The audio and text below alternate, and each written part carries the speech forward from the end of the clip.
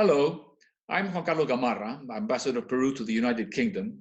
I'm continuing with our cycle of podcasts on the World Heritage Sites located in Peru. This time, I'm pleased to introduce Giancarlo Marcone, who will talk to us about the Qhapaq Ñan, or Andean Road System. Giancarlo is a Bachelor of Archaeology from the Catholic University of Peru and Master and Ph.D. in Anthropology from the University of Pittsburgh. He has held several positions related to heritage management, in which he has developed and implemented policies that combine an empirical base with a theory and methodology strongly influenced by anthropology. He also has published several articles on archaeology and heritage management in specialized magazines, and has been a teacher for more than 15 years in Peru and in other countries. Among his topics of interest are the social use of heritage, anthropology of movement, roads, Incas, and interregional interactions. He has been General Coordinator of the Qhapaq Ñan Project National Headquarters and General Director of Museums of the Ministry of Culture of Peru. Currently, he is the Director of Humanities, Arts and Social Sciences and Director of the Center for Impact and Social Responsibility at the University of Engineering and Technology in Peru. Thank you very much for being with us today, Giancarlo, and please start your, I'm sure, fascinating talk. Very much for the invitation. For me, it's always a pleasure to talk about Qhapaq Ñan. The project Qhapaq Ñan is, I think, is probably the most important project in heritage right now in Latin America, because have several points that are very important for our countries. The first one is the international collaboration. This project implied the working together professionals for 6 countries for more than 15 years to be able to present the file to the World Heritage Organization. And this collaboration is even between technicians, between scientists, archaeologists, architects, and several other disciplines, was possible even at times where were some kind of armed conflict between countries, right? So the first lesson that Qhapaq Ñan showed us is that it's possible to work together as a region in the pursuit of a common goal. The second big project, the second big part of the project for us is how you manage a good that is actually so big, so long, and and cross borders, right? So we need also, and so far, the countries developed a system to manage all these good and be able to promote it and put it forward and make it shine as should be this important World Heritage. Other point that for us is very important is the same physical characteristic of the road and the fact that it's a road made that people still use and live in part of this road, which make this heritage conceptually kind of different than more enclosed heritage, because it is open and have this present day life. So this make us to develop heritage management thinking in communities, thinking in the people to live around, because it's still be part of the daily life, right? So Qhapaq Ñan also represent a huge change in heritage preservation that is more focused now to everybody and the communities and the people, and very clear about the possible good impacts, but also the bad impacts that can bring to the communities this nomination as a World Heritage. Right now, I think that makes a huge advance in how we were dealing with heritage in Peru and in the area, and was an important boost for the whole sector. The Qhapaq Ñan is basically the good is basically the remains of a huge a huge network made by the Incas, sometimes over older roads. And this huge network made by the Incas allowed the Incas actually have all these imperial characteristics that we know. Allow them communication in a very difficult landscape, no? Because the Andes is a region very difficult to communicate.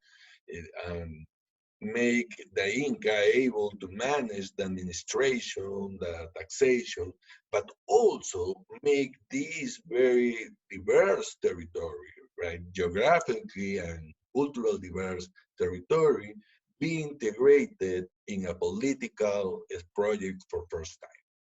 And that is very symbolic also, because in some way that integration is what are at the core of the international project started in 2001, then end up with the recognition of the Qhapaq Ñan as World Heritage in 2014. Yeah, I'm pretty sure. So sometimes we need to think in this road, in this Inca Road, as a huge administrative network from the Incas, but at the same time we need to think it as the local road that make possible the communication between communities. And that is what make this road, despite of the centuries, is still have meaning and still have use present day Peru. The project, as we started, as we say before, was started in 2001. Was an initiative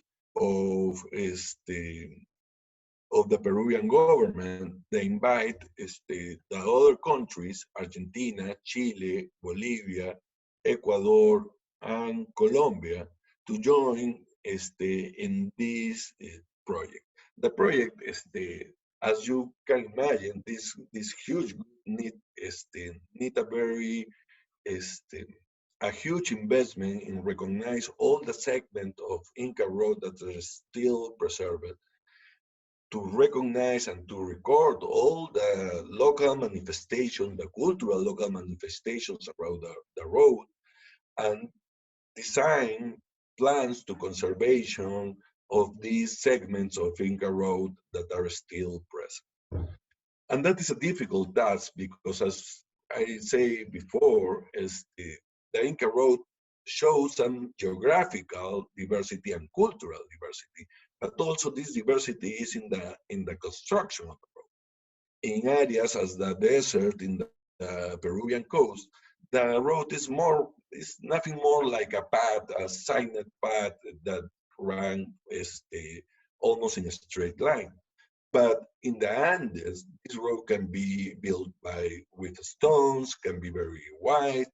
In the valleys that link the Andes with the coastal part of Peru, we have several roads that run the slope of the mountain. So we have so the road show a diversity of materials and techniques, and that make it even harder the idea to preserve it and to study.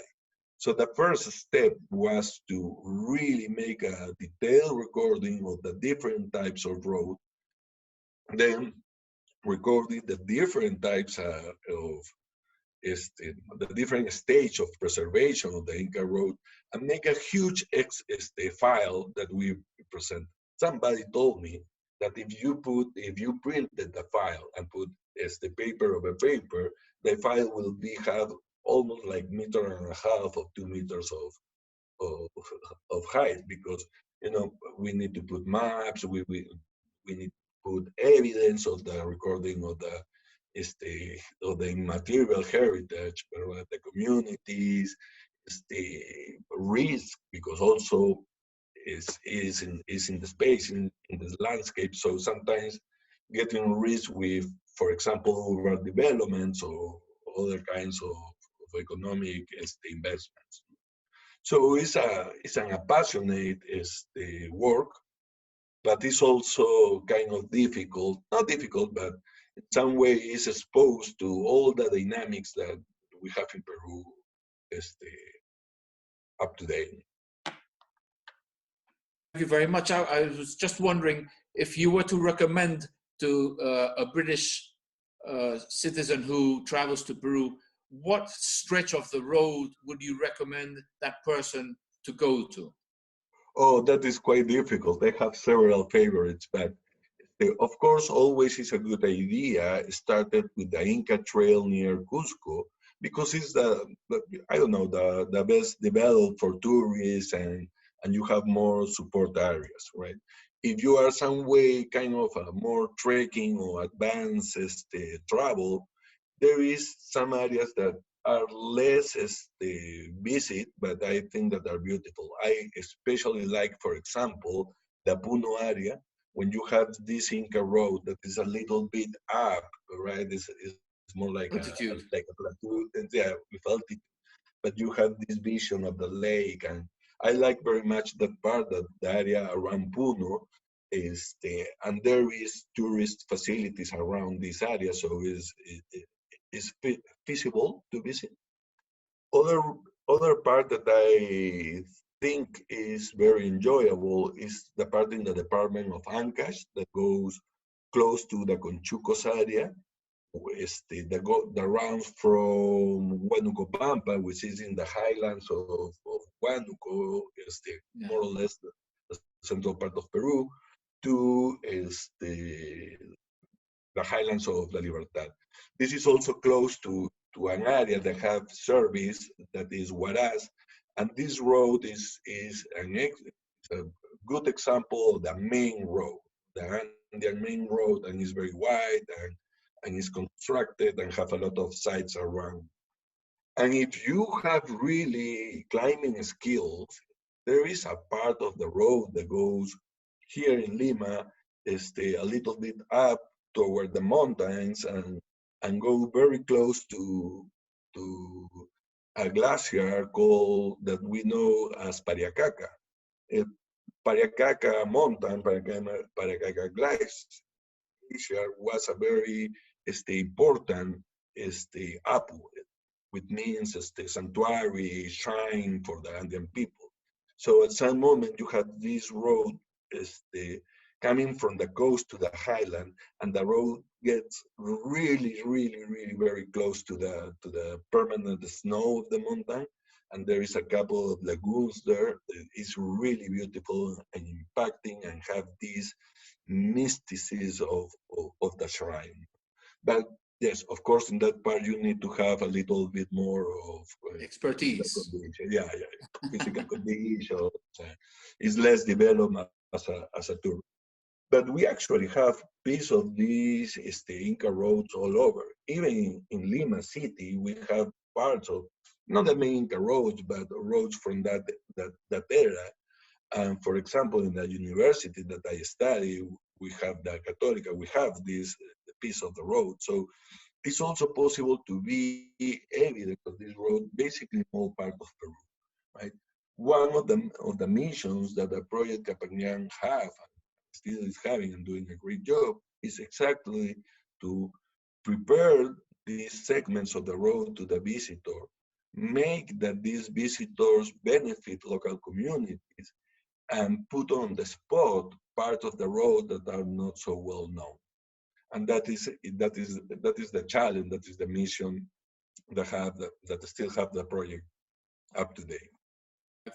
I'm really sure that there would be much interest here in the United Kingdom to hear about the Qhapaq Ñan, and hopefully many people will go and follow your advice and visit those stretches you just mentioned. Thank you so much once again.